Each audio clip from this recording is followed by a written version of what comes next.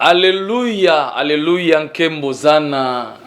Bonjour, bonsoir, ça dépend à l'heure à laquelle vous nous recevez depuis chez vous, dans vos boutiques, vos maisons, dans vos salles à manger, vos salons de coiffure, dans vos salons, dans vos chambres à coucher, dans vos activités. Donc, partout où vous nous captez, 5 sur 5 sur Jeudi Télévision et sur les réseaux sociaux, nous vous saluons au nom puissant de Jésus-Christ, notre Dieu et notre Roi. Soyez bénis dans le nom puissant de Jésus-Christ, car la Bible nous dit, il est bon, il est doux et agréable aux frères et aux sœurs de demeurer ensemble dans le Seigneur. Et là, votre tranche, les temps de l'évangile, trancho et même la rabino, Yesu Masia, Nabomo et Nabino. Trancho ya kolongolo na ignorance, ekotisayo na boyebi. Tikam kolo Yesu Masia, azala au centre ya nyonso zosa na vie na yo. Tika Yesu Masia apambola misala ya maboko na yo, apambola libota na yo. Yesu apambola ba fruit ya bantraille na yo, bano yo boti. Yesu apambola libota mobimba bisika bozolanda biso. Papa, maman, benga libota bosangana, parce que nous voulons parler de la part du Seigneur. Benga libota bosangana, vous allez belé liboso ya télévision et belé liboso ya ba réseaux sociaux, ba plateforme bolanda biso na YouTube Doli Madimba. OK, na TikTok Doli Madimba. OK, na Facebook Doli Madimba. De partout où vous nous suivez, Doli Madimba, votre frère, un serviteur de Dieu. Nous servons Dieu parce que Dieu nous a donné la vie. Nous servons Dieu parce que Dieu nous a créés. Sogoye bagate bit o nzamba salela ona sena moi ezali ya kokumisa ye ya kosalela ye. Ogosaela nzambe na adoration. Quand tu adores Dieu, c'est une façon de le servir. Quand tu loues et tu adores Dieu, tu le sers. Ogosaela nzambe na kokombaka ecclesia, ogosaela nzambe na kopangusaka bakiti na église, ogosaela nzambe na okenda côté évangile na bawenze, côté évangile na ba transport na ba bis, na ba taxi. Ogosaela nzambe, ogosaela nzambe na côté en église, ogosaela nzambe na okangisa bandeko komema bango quelque part kolukelongi na nzambe. Ogosaela nzambe na okenda kosunga ba orphelin, ba veuve. OK na homme de vieillard, OK ko sokola, OK ko bongisa bisika batata ba mama wana oyo bazanga bato ko batela bango bakenda ko se réfugier na ba homme de vieillard. Tango mwana nzambo ke ikuna ozo bongisa bango, ozo soigner bango, ozo soigner bisika bazali, osaela nzambe. Okosaela nzambe na balolenge belé, tango sala bolamu, yeba ko saela nzambe. Tango sungi ndeko yaza pene na yo, ton prochain, eza ko saela nzambe. Tango sungi mutu mo azaki maladi na hôpital azangi ba frais ya kofuta ofuteliye osaeli nzambe. Tango sungi mutu mo azangi transport yo futeliye transport osaleli nzambe. Ne pensez pas que kosaela nzambe zaka à part la prédication ndenge na ote ya bwende kosaela nzambe. Okosaela nzambe de diverses manières. Et tango zola sa même bano ya yo nzela ya nzambe, c'est servir Dieu. Papa, maman, osangisi bano bandi kote ya bango parole de Dieu. Obandi ko pesa bango bomoto, ko lakisa bango nzela ya malamu. C'est servir Dieu. Servir Dieu, c'est quoi? C'est faire du bien, faire tout ce qui est bien. Faire tout ce qui est bien, c'est servir Dieu. Quand tu fais du bien, tu sers Dieu. Mais quand tu fais du mal, tu sers les diables. Parce que mondo tozali ezotambola na Batoumi Balewana. Il y a le Seigneur Jésus-Christ qui est notre Dieu. Il y a aussi les diables à côté. Donc, Soko Boyi Nzambe, on a d'office côté à diable. Soko Boyi diable, on a d'office côté à Nzambe. Donc, nous avons un chemin à suivre, un chemin à choisir. Il y a un enfer à éviter et il y a un ciel à gagner. Donc, nous devons faire les choix. Il y a Gopona Lola parce que Lola ezali otoko bika après bon moyo. Moni bon moyo on a sena moyo na sabine za bon moyo moko eza nango mukuse. Ba msonza mba osala ngolo beti 60 ans, muswa osala 70 ans, muswa osala 80 ans na mokili, muswa osala 90 ans, muswa sali 100 ans, muswa 110, 120 pour na ba robiste. Et ça dépend de la grâce, il y a vie au Nzamba Pesio. Mais après cette vie, ce qu'on koufi, il y a une vie moussou ezali. Et ça utopité, ça réel. Il y a une autre vie après cette vie. Et cette vie-là, déjà vie à moulaï makasinde on a ça bajete. Vie après vie oyo. Ce qu'on koufi, de vie à moulaï makas pour qu'on ait la vie éternelle. Et sa vie au koufa sauter. Donc après cette vie, si tu reçois la vie de Jésus-Christ, la vie éternelle, oh aropé ça na ba élu, oh aropé ça na ba bakoto saye, bakobanga na sena moy, vie wane ko si la te, sa vie ya libela. Et puis, ce qu'on raté maintenant vie éternelle, ok na li felo elongo na Satan. Kuna bokozika na moto, ezala moto oyo ezokufa te. Ezala ko lela pasi, ba bengi ngo grincement des dents, donc ko lia minu, zo so minu. Pour passer l'équipe moto ezopela la fournaise ardente. Donc nali felo zala masekite yango ndeko nanga kozwango lokola masapote. Donc lengela bomoino na sena moi poto za ba pèlerin. Nous faisons un voyage. Il y aura un moment où tout le monde sera obligé de mettre fin à son voyage. Et c'est un jour crucial, c'est un jour extraordinaire, les jours où tu rends l'âme, les jours où tu quittes la terre des hommes. Maintenant, c'est après cette vie-là que tu vas comprendre que tout ce qu'on me disait là, c'était réel. Et ça la soko sotiki mokili maintenant que comme réalité, babandis ko kolaksa yo ndenge nini il va le tambola. Et les jours du jugement, quand le Seigneur va revenir dans toute sa gloire, mutuna muta oleka na kes osalaki mabe ofuti mbano oke na lefelo osalaki malamu oke na lola yango na yebisaka batu. À chaque jour, à chaque fois que tu te réveilles, tu as l'occasion, il faut renouveler ton alliance avec le Seigneur. Il faut chaque jour oyambaka Yesu na bomoi na yo, parce que oyebite otiki ye wapi yango moni nga ya mona lobana ki juif. Seigneur nga kushi mwa bakai natiki yo wapi déjà. Donc na ya mona omitu na Nzambe, est-ce que ça nesika mo na déposer na leki na zoyeba te. Yango na linga à chaque fois ko salaka renouvellement ya alliance ko yebise su ke Seigneur Jésus-Christ na yambi yo lokola nkolo pe mobiksi na ngai, sala na ngai yo lingi na lingi yo Yesu, vanda kati na ngai, tonda na bomoi na ngai, kamba bomoi na ngai. Et c'est le ko fosala ka chaque eta lo sambono à chaque jour. Il faut renouveler cette alliance. Et puis parce que to sumukaka des fois na volonté, des fois pe osumuki sans ko yeba. Il faut toujours qu'on se repentir chaque jour, parce que tu ne sais pas les moments, tu ne sais pas l'heure, tu ne sais pas les jours où tu vas quitter cette terre des hommes. Il faut se conformer à la parole du Seigneur. Il faut avoir une bonne relation avec le Seigneur. Chaque jour, il faut renouveler l'alliance.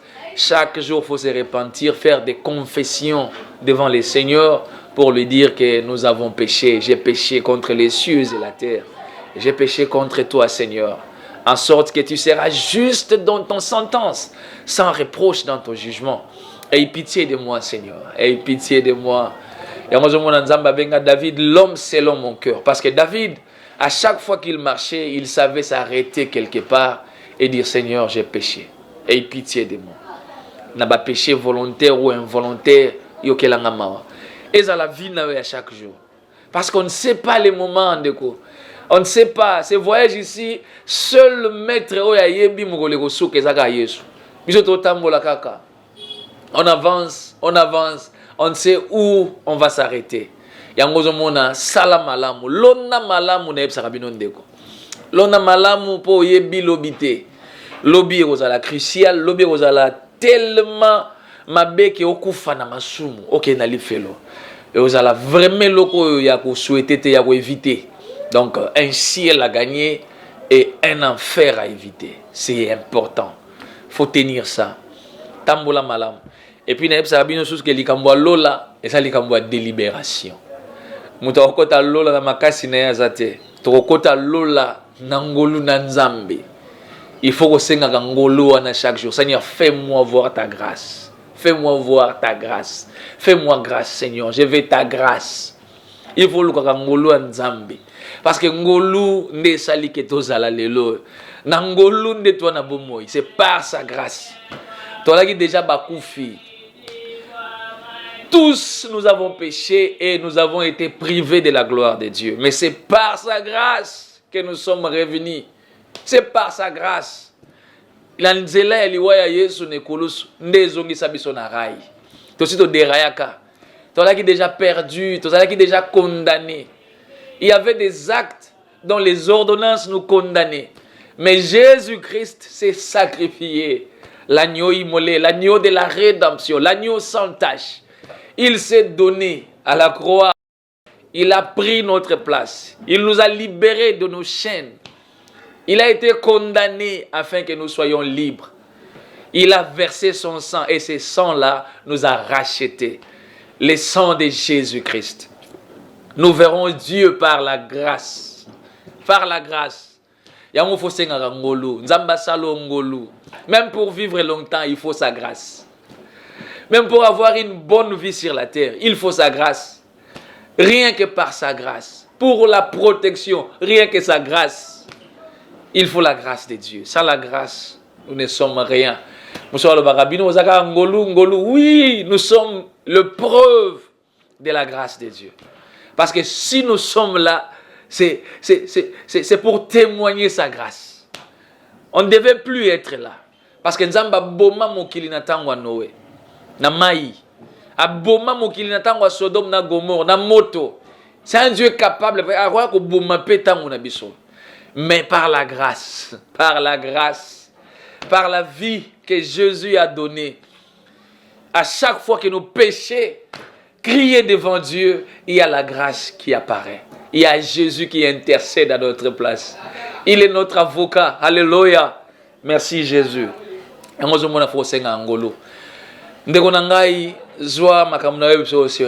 La vie est précieuse. Kolinga obebi sango te ko gâcher yango te na bike o eza mukuse ya mulai eza après la mort de vie éternelle. Que Yahweh vous bénisse encore elenge sepela na bolenge na yo mais ba qu'un jour au relegane sambiselo. Au relegane sambiselo, tu vas passer à la caisse pour payer. Au payer na ba acte nyonso opposé lelo. Alors le là chaque personne va passer à la caisse, fais attention mon frère ma soeur. Fais attention papa maman. Fais attention à ta marche. Contrôle là où tu mets tes pas. Contrôle tous tes actes. C'est important. Je suis jeune, je suis devant toi, mais j'ai accepté de servir Christ. J'ai accepté d'être son serviteur, d'être son esclave. Quand je te prêche comme ça, c'est pour te dire qu'il y a un travail qui a été fait. Christ a fait un travail pour qu'aujourd'hui, je puisse être devant toi pour te parler de sa part. C'est important. Toi aussi, tu es un élu, tu es un appelé. Alors, fais aussi ta part là où tu es. Fais ce que Dieu veut. Il faut chercher à faire la volonté de Dieu partout où tu es, dans tout ce que tu fais. Que la volonté de Dieu soit au centre de tout. Tamboula Malam. Nous allons parler aujourd'hui plus de la jeunesse. Je parle plus aux jeunes aujourd'hui. Jeunes. Nous allons toucher aussi les parents, mais plus les jeunes. Il y a aujourd'hui les jeunes qui sont enterrés par leurs parents. Beaucoup de jeunes meurent aujourd'hui. Ils sont enterrés par leurs parents. Or, la loi veut que les parents soient enterrés par leurs enfants. Mais aujourd'hui, c'est le contraire. Ce sont les parents qui enterrent leurs enfants par la mauvaise conduite, par une mauvaise marche. Tu meurs trop jeune. Car la Bible dit, le salaire du péché, c'est la mort. Le salaire du péché, c'est la mort. Alors, il faut fuir les péchés. Il faut fuir les péchés parce que les péchés entraînent la mort. Jeune, tu me suis. Évite les péchés entraînent la mort. Demande au Saint-Esprit de t'accorder la force de résister au diable. Et tu verras le Seigneur. Ouvrons nos Bibles. Exode chapitre 20, verset 12. Exode chapitre 20, verset 12. Nous lisons au nom puissant de Jésus-Christ. Honore ton père et ta mère, afin que tes jours se prolongent dans les pays que l'Éternel, ton Dieu, te donne. Alléluia. Honore ton père et ta mère, afin que tes jours se prolongent dans les pays que l'Éternel, ton Dieu, te donne. Qu'est-ce que la Bible veut nous dire? C'est tout un commandement. Parmi les 10 commandements de Dieu, il y a ces commandements ici. Honore ton père et ta mère pour que tes jours se prolongent dans les pays que l'Éternel, ton Dieu, te donne. Elenge, tosa tata pe mama na yo, po oumela, po ete mikolo na yo, eya susu milai, na se, na moi, na mabelo nzambe tata na yo apesi. Jeunes, pourquoi nous mourons jeunes? C'est ça la question. Dans la volonté parfaite de Dieu, Dieu ne veut pas qu'un jeune meure. Nzamba lingi te elengi akufa na volonté ya Nzambe. Ezalaka te ke elengi akufa. Ndenge noto koyebiso na départ awa. Esengeli mwana akunda tata na yesoki tata anuni. Mama anuni mwana okunda mama na yazokunda tata na ye. Mais lelo ekomi fréquent ozomona baboti bazokunda bana. Pona nini etamboli ya mabe. Ozokuta un jeune ya mwasi to ya mobali. Azo manque respect na tato ya botie na mama o ya botie. Elengi ozotala ngai soko lingo wumela na mokili. Soko lingo yesa mikolo na yo ebele na se na moi. To sa tata botio, to sa mama botio. E kosuka na tata na mama ba botio te. Mutu nyonso aza na âge ya papa na yo, aza na âge ya mama na yo. Azali papa, azali mama, to saye. Po mikolo na yo e comme ebele na se na moi. À chaque fois qu'on bando manquer respect na baboti, ozoko rétrécir mikolo na, ozoko raccourcir mikolo na se na moi. Qu'est-ce que cela veut dire? Parce que le commandement de Dieu dit honore ton père et ta mère pour prolonger tes jours. Mais si on sait le contraire, qu'est-ce que tu fais? Tu raccourcis tes jours. C'est automatique. Quand tu honores ton père, ozoto sa tata na maman, ozoto sa baboti, ozo sa mikolono milai. Si on sait le contraire, ozo manquer bango respect, ozangi sa bango kimia, obenda pe mikolono koma mikuse na sena moi. Voilà pourquoi nous, jeunes, elenge, tu as un intérêt à koto sa baboti. Tu as un intérêt à koto sa mikolo, potoye sa mikolo na biso ebele na sena moi. Ne pense pas que c'est comme un âge, comme un majeur, comme un dengue moro na baboti.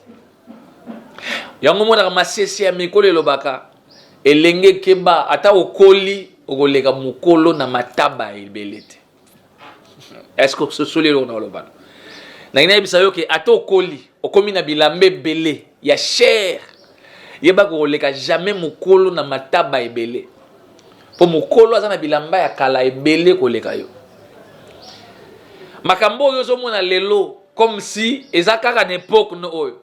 Mikolo va vivango déjà avant yo. Et ça la pas si yo mona lenge moko papa to mama zo ebise mwana tana nzela foko landa yango. Ajoib sa moboti ke non te yo yebelo te biso to na temps biso to na connaissance au mona mona mususu alinga talisa papa na maman na même ke ya tangi koleka bango elenge c'est une malédiction pour toi batona nde batangi si yo kelasi bango nde bakoti yo université papa na rosa illettré maman na rosa illettré yo oleke na bwanya te elengo zoka ngai papa mama rosa la illettré atanga te yo tangi université rosa docteur rosa licencié rosa la gradué diplômé d'état ne pense pas que okoma mayele koleka baboti no ozana bwanya koleka bango te. Bango ba kotaliso kanzela. Bango ba kopeso bwanya. Parce que bango ba viva avant yo. Ba mona makambo ebele koleka yo. Yango zomona saison ko ba koloba. Mwana mukeo ya telemi akomona jamais musika koleka mukolo ya fandi. Okoleka papa na bino na mulai, oleki mama na bino na mulai. Mais yeba ke na makanisi bango ba koleka na mulai. Yo na nzoto koza la mbinga. Okoza la robiste, oza makasi. Mais yeba ke bango ba koleka yo na mulai na komona. Ba koleka na mulai na kokanisa. Ba koleka na mulai na maîtrise makambo. Parce que bango basi ba vivre. D'où il faut respecter ceux qui ont vécu. Elenge, respecte ceux qui ont vécu, ceux qui ont une histoire. Tout le monde a ngolelo elenge moka bimi boye, auti université ye, na bazel, abando talisa ba prof, abando talisa bateau, ba oumela l'éducation, alors ça que lui il a la connaissance. C'est un manque de respect. C'est un manque de respect. Il faut respecter ceux qui ont vécu. C'est important pour toi, Elenge. Kolaksa bango ba biceps na yote. Kolaksa bango ba grade na yote. Yeba ke bango bazan expérience, bana histoire, ils ont vécu avant toi. Elenge yoka conseil ya tata, yoka conseil ya maman. Tata na maman na yo ba kopesa conseil koleka o mutu nyo so ko pesa yo. Bango bazan na vision exacte ya vie na yo. Et je parle là même aux jeunes serviteurs de Dieu. Ba jeune serviteur lelo soka komika kosela nzambe. Nzamba kopesa moi ba vision, akomi na moi don ya prophétie. Abandi komona même ba boti basé loko pamba liboso na. Non, moi je vois. Moi j'ai la chose. Ya jeune serviteur. Tata na yo akoza la païen. Maman na akoza païenne. Mais yo yeba yango ke bazana vision exacte ya vie non parce que bango ba boti yo. Ils savent ce qu'il faut pour toi. Il faut yoka bango, il faut mikitsa liboso na bango. Pasteur mon côté, mon sel nzambe mon côté ko sayo elenge que il faut payer ça plus honneur na tata no ya molimo que tata abotio na nzoto. C'est une erreur grave. Une erreur grave. Papa ya molimo aleki papo ya botio te aleki mamo ya botio te. Tata oya botio na mamo ba botio ba na vision exacte ya vie na yo jeune olanda nga na zo yebisa yo papa na yo akoza ndoki mama na yo akoza ndoki me yeba yango bondoki na bango wana e kokoma na effet kaka soki yo bandi manquer bango respect au moment où ozo sa bango au moment où ozo pesa bango ba valeur na bango ya ba parents ata ba lokio ko zo te. Elengo so sola mamna lobano. Mosali na nzambe mota ko sayo ke papa na maman no baba ndoki kima bango. Tata na maman no bana misala mabe kima bango ako sayo. Au contraire, azo na piège ou melate na sena moi. C'est la loi de Dieu. Ndeko, so eza na bisiko nzamba se repentaka te, eza na maloba na ye. Nzamba zaka faible devant sa parole. Sona eloko ekangaka nzambe oyo akoka kobouge te eza maloba na ye. Nzambe aza faible liboso ya maloba na ye. Lokola loba elenge tosa baboti po umela. C'est toute une prière pour toi jeune. Soki lelo malade yeye omoni neti esprit de mort ezolata yo. Obise menzambo lobaki nanga soki na tosi baboti na ko umela. Mais kufo nazomona ezoki langa oyuti wapi. Honore ton père et ta mère pour prolonger tes jours sur cette terre de vivants. Quand ça l'erreur te, na mona ba jeune belé lelo na ministère. Azoyebisa papa na azoyebisa maman na papa maman bwana nguya te likolo na nga parce que nga na yamba Christ. Tu te trompes mon frère. Tu te trompes. Ko yamba Yesu elongoli yo mwana papa o to mwana maman o te. Même Dieu lui-même ayebi pouvoir achana baboti na yo likolo na yo. Kosaka na moboti na yo te. Kosaka na tata na mama na yo baboti yo te mwana. Fais très attention. oko baby sabo moina oko sabo moino mukuse. Il y a beaucoup de parents lelo akoma ko la na ba souci. Azo lela ko tala bana na boti nzambe na ngai. Makamuni na vivre na sena mokili. Bana nyonso ba baby. Bana nyonso ba yoka te. Bana nyonso mutu likolo. Et na parents ya boy na so parents il faut prier. Il y a d'autres histoires ceux qui au pesi toli au gangi au beti moi na zo yoka te, il faut amener ça dans la prière. Sambela pona bana. Papa nzamba sali ngolu mama nzamba sali ngolu boti bana. Sambela pona bango po mokileza ya kobeba. Ezana ba parents ebele bato mabe belé ba ko sepela te ba mona ndenge yo ozolia fruit ya bantraille na yo. Ba ko sepela te ba mona bano yo boti ba osalisa yo ba ozo en charge. Ba ko bebisa mitu ya bana ba ko envoûter bana. Mo boti mso kamwa bana nyoso na boti ata moko te akipaka ngai ata moko te atalaka ngai. Mama sambela papa sambela. Il y a d'autres histoires spirituelles. Ozomona mwana kolia ini yo tata ini mama dans le vide. Basi ba envoûter, basi ba baby si motema, ba baby si mutu ya mwana. Koloka yete mama, koloka yete papa sambela. Nzambe ya bongo la makanisha mwana. Nzambe akende ko simba motema mwana na yo. Yo pe mwana otala ngai. Okoma na mbongo lelo papa na mama no bakoma bandoki, bakoma biloko pamba. Mon frère, ma soeur, fais très attention. Okomisa mikolono mikuse na sena moy. Oko umela tende konanga, oko nunate. Tala. Baboti wala na souci, oko nunate, okufa ilenge, okufa jeune. Tala kolali saka baboti na souci te, ilenge ozo talanga. Kolali saka baboti na ona souci te, balela kapona yote. Ata la kelo na munoko boyete mena motema soka zo lela na kombo na yo pona makambo zo sala pona sonyo zo yoksa ye ezela keli mabe pona yo elenge. Tala moi j'ai béni Dieu baboti na ngati ba kota na sia mabele ba déclarer ba parole à kitoko ponanga. Ngai tata tikelanga lopango te mama tikelanga lopango te mbongo te ba tikelanga maloba mes parents ba tikelanga maloba. Basaka baloba likolo na ngai ke oza mopambola tu es béni. À l'époque na zo biso bato ba pambola ngo babola bakufa bakenda batiki nga pe na sena moi mobola. Mais Dieu m'a béni, le Dieu de mes parents. C'est Dieu l'a combattu pour moi. Il a vaincu mes adversaires parce que bitumbo na la kobunda na ngai na ko longa ngote. Mais nzambe ya baboti na ngai abundela ka ngai ti lelo. Nzambe ya baboti na ngai azalaka na ngai parce que mes parents m'ont béni. Ti ba oke na sena moi batika lo lakela ngate. Basakolo ba malamu ponanga. Nga mama o yanga ti mukolo ne ya suka. Azobisa nga mwana ngai yo muto ko bundisa yo akokweya. Eza na bano na boti. Eza na libota tata na libota na ngai. Eza na mokili bato okuta na bango oya koluko na bitumba akokweya. Ngai mama na ona pamboli yo. De même mon père, il m'a béni.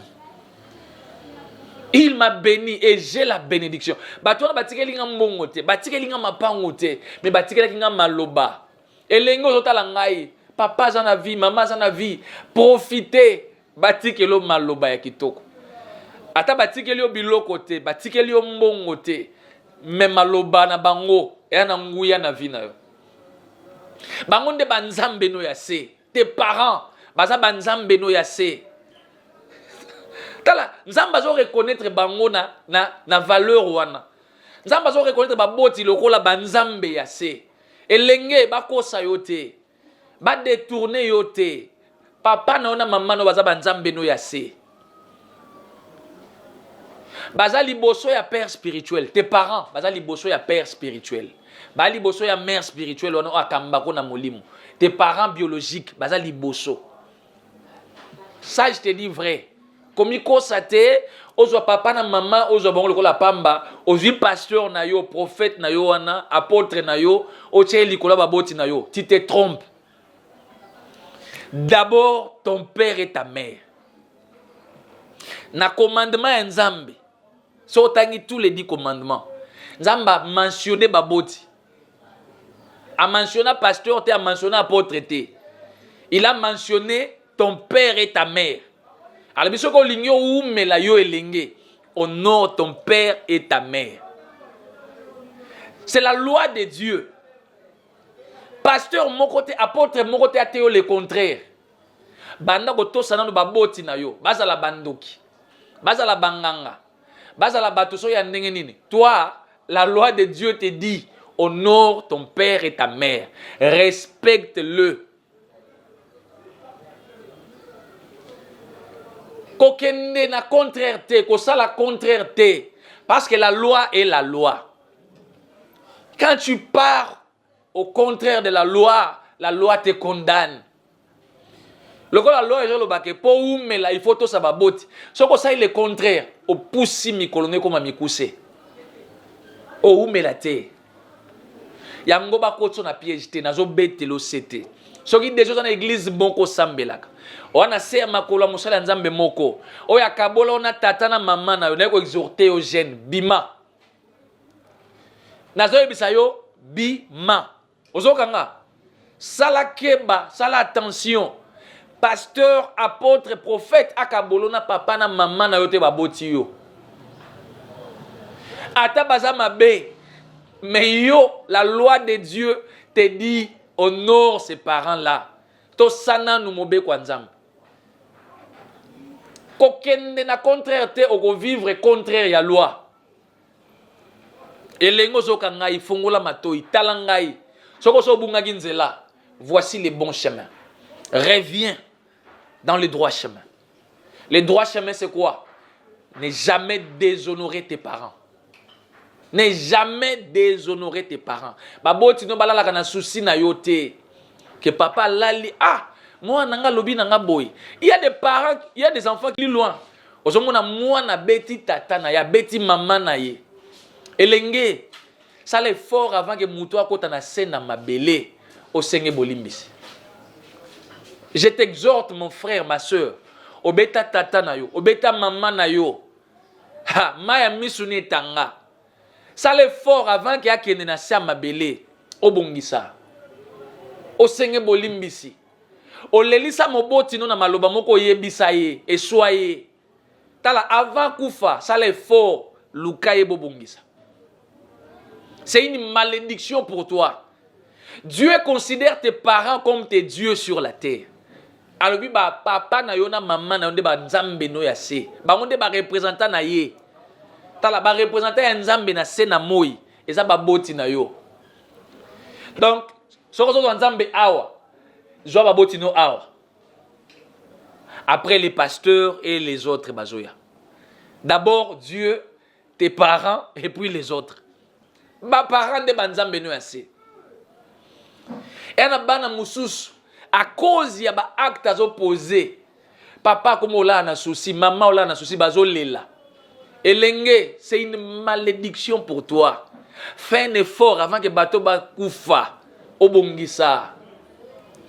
Poko tika na kimia to kozwe sengote et puis ko umela te. Évitez maya miso baboti na yo tangaka pona yo. Évitez baboti no balala kana souci pona yo elenge nazo te yo vérité bakosa yo te. Beaucoup de jeunes lelo bakoti na complication à cause ya makambo nazo yebiso. C'est la loi de Dieu. Tala bana nyonso batosa baboti na bango tala ndenga venir na bango ezalaka. Nazo yebisa yo, regarde seulement les jeunes o bazaka respectueux envers leurs parents. Tala ndenge bazalaka. Tala siko bano bato sa babo tetande vie na bango esukaka. Ndeko, il y a des complications au kuta na ona vie. Musu eza bandoki ba oloka ote. Musu eza na makambu soki nini te. Eza parce que ba parents no ba ne sengote. Fais très attention. Bilenge bele lelo vie na bango e baby à cause ya mobeko na zo yebisa yo. Lelo o. eza mateya oyo beaucoup d'hommes de Dieu babosana koteya. To comment relaxa batu plus ba pesa biso valeur babosana baboti yo baboti bango. Biso basali na Nzambe. To comment relaxa batu babanga biso batosa biso koleka baboti yo baboti bango. C'est ce qui n'est pas vrai. Nzambe azoloba na biso na mobeko ne so tangi 10 commandements et pas il moko te a mentionné prophète, a mentionné apôtre, a mentionné pasteur. Non.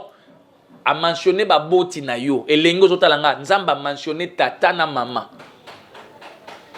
Et puis avec koloba sous loin dans sa parole hein, confie-toi à ses serviteurs, tu réussiras. Abiso lingo réussir, confie-toi à ses serviteurs. Ko se confier zanini ozana likambo okesi ko pa mosali na Nzambe wana Nzamba pexi yango te papa na nga molimo mon encadreur ta likambo na zana ngo yango na lingi na sala boye to sambela là pour réussir nazo yebisa yo soko lingo réussir alobi confie-toi à ses serviteurs mais ce n'est pas une loi, ce n'est pas une loi. Mais dans ces 10 commandements, dans ces 10 lois, les 10 lois de Dieu, les 10 commandements de Dieu, il dit honore ton père et ta mère pour vivre longtemps, pour prolonger tes jours. Mais ce qu'on réussir, confie-toi à ses serviteurs. Serviteurs de Dieu, la qui sa elenge o ya zo église, koto sa tata na maman na ye. Parce que moi, na soka soto sa déjà papa na maman na ye. Ba tu so batikali auto sa bango. Moi na déjà soki ato si tata na maman na ye, c'est difficile ato sa bato mususu. Même yo mutu na Nzambe. Aho sa la hypocrisie auto sa yote. Moi no sa to si tata na maman na ye yo akoto sote. Mosali na Nzambe komi kosa te. O rebelle moi na o ya mobali, moi no ya mwasi contre ses parents. Yeba ngo ka ko se rebeller contre yo lobby. La loi d'Italion. Moi no yo balusi manduki, atalisi baboti ne manduki, otalisi ke papa no maman bandoki, kima bango, boya bango, lobi ako boya yo, l'homme de Dieu.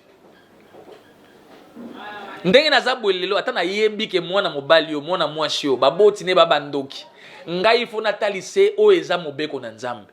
Na koyebise ke lenge, malgré l'état d'esprit de tes parents, yo sale l'effort. To sa bango parce que mobeko na Nzambe esengi bongo. Eza pona bolamu ya mwana Nzambe oyo. Eza pona bolamu ya frère oyo, ya sœur oyo. Mais soki yo pasteur, okomi kote ya yeke, tata na maman no baza mabe, kima bango po mi pesa l'église, po yo profiter na ye. Parce que aza na moi eloko, parce que aza moi partenaire ya munene. Pasteur, tu te trompes. Lobi kaka nengo balusi contre baboti na ko baluke la yope. Et puis il y a eu la plus pire. Et l'engue aux autres langaï, après Dieu, ce sont tes parents. Respecte tes parents.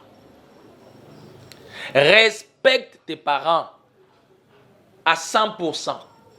Yoka soko eseka nini, yona baboti bokoza na mwa ko yoka na te onzamba ko kotelo. Papa za mutu abonganga. Alinga memona bonganga. Wana nde na respect nous soko papa, sauf votre respect. Na okota bonganga te po Nzamba alingi yango te. Parce que Nzamba lobi, tu n'auras point d'autre Dieu devant ma face.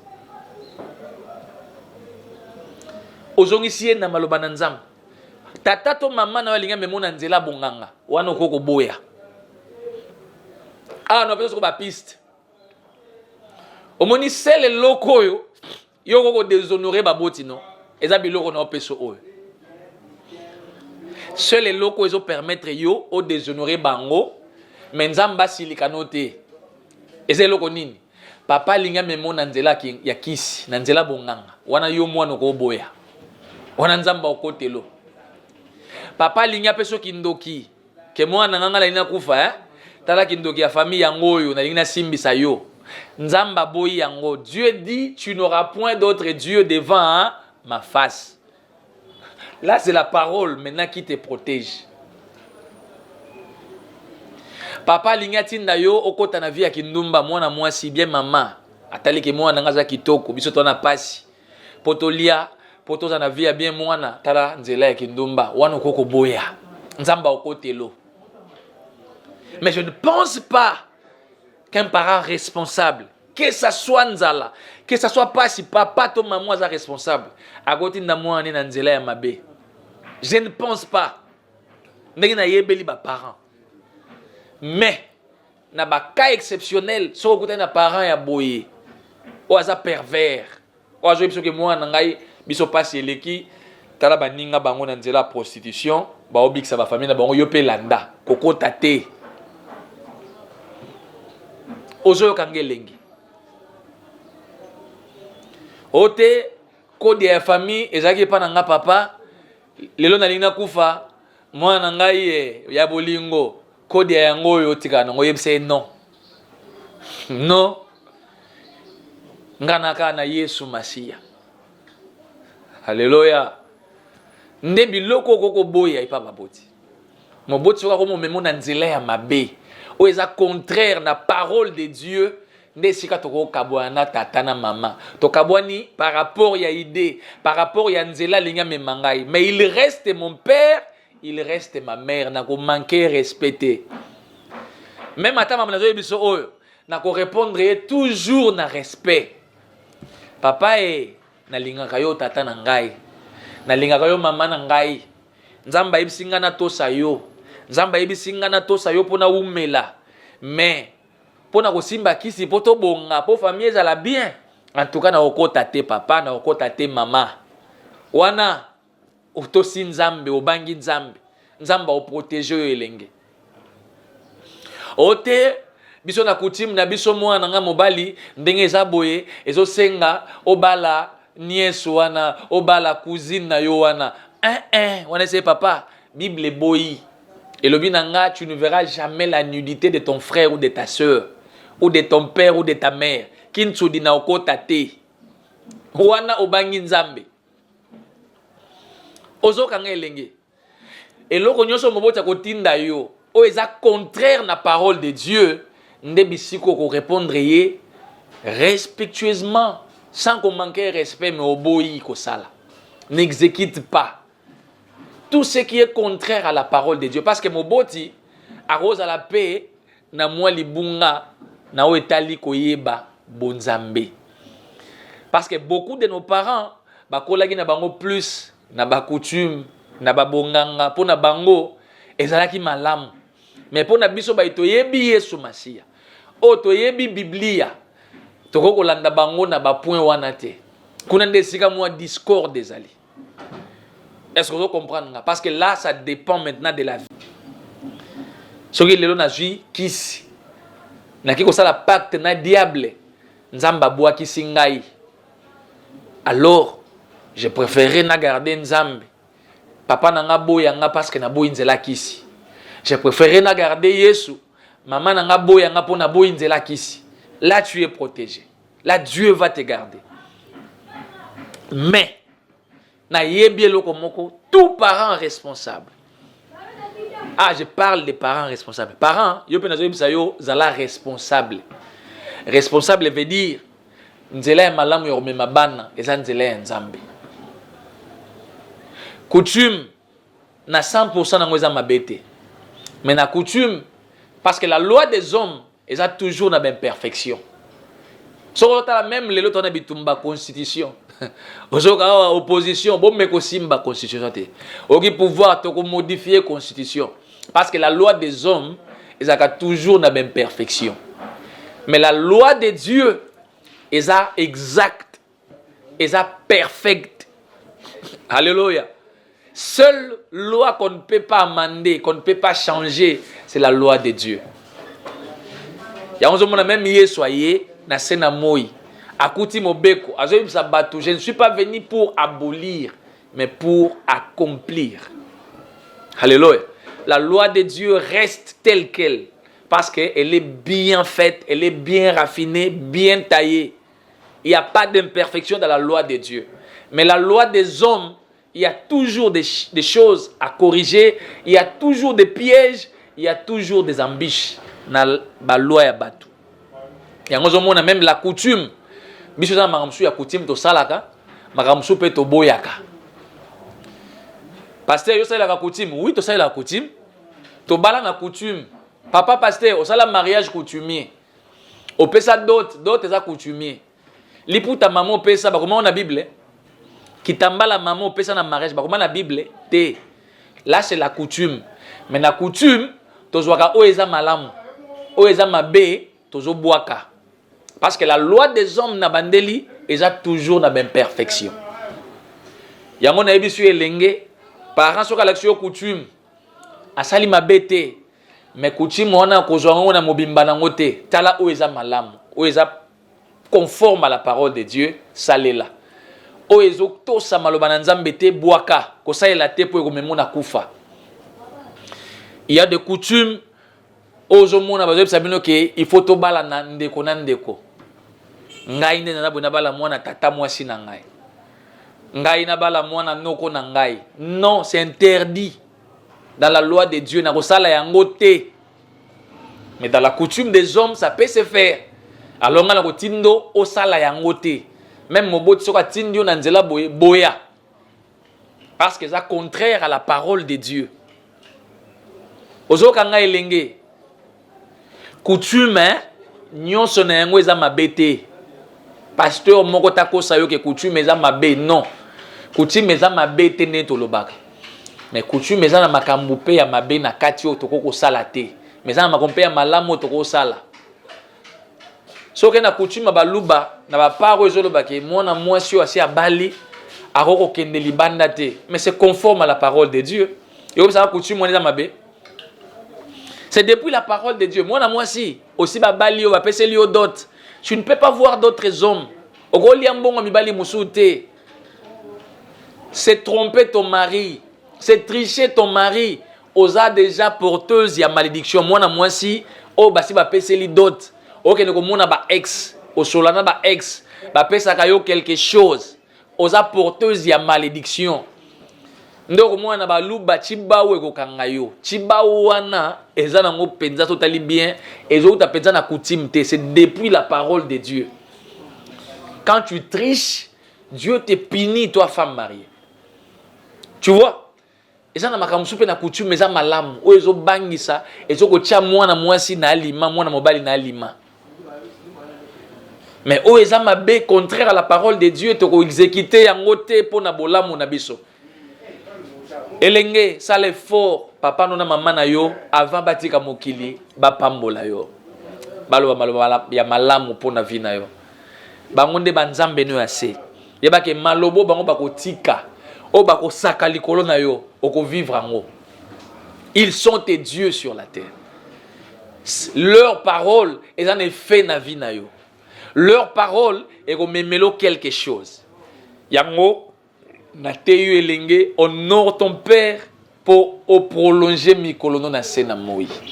Pour umela to sabang. Papa la kisa bana nzela ya Nzambe. Mama la kisa bana nzela ya Nzambe. Eza pona bolamu na bino. Parce que nzela ya Nzambe échoua kate. Une famille dans le Seigneur, c'est une famille dans la paix. Une famille dans le Seigneur Jésus-Christ, c'est une famille qui réussit. Une famille dans le Seigneur Jésus-Christ, c'est une famille dans la sécurité. Une famille dans le Seigneur Jésus-Christ, c'est une famille bénie. C'est une famille prospère. La qui s'abananzela nzambe. Aux hommes de Dieu, tali sabatu, bato sababoti. Yebisa elenge mobali elenge mwasi to sababoti na yo. Avant ya koto sanga pasteur, avant to sanga apôtre, avant to sanga bishop, avant to sanga prophète, to sana no tata na maman baboti yo. C'est important. Ndeko na ngai Olandi biso, c'est bel et bien votre frère Dolly Madimba. J'ai fait ma part. Nayebi ke Nzambe asunga yo isi kozali tambola malamu, sala bolamu po buka bolamu lobi. Il y a un ciel à gagner, il y a un enfer à éviter. Banga Nzambe. To samaloba ya Nzambe. Sala ou eza volonté ya Nzambe. Tu vas réussir ta vie. Que Dieu te bénisse. Nano yamba yesu masiya te. Chaka maboko mibale likolo. Sala lo sambo sima na ngai. Loba nkolo Yesu Kristo. Na yambi yo lokola nkolo pe mobiksi na ngai. Na bonjeli yo bomoi na ngai. Sala na ngai oyo lingi. Makila na yo Yesu esopanaki nekulusu. Et purifié, et sanctifié, et justifié bomoi na ngai.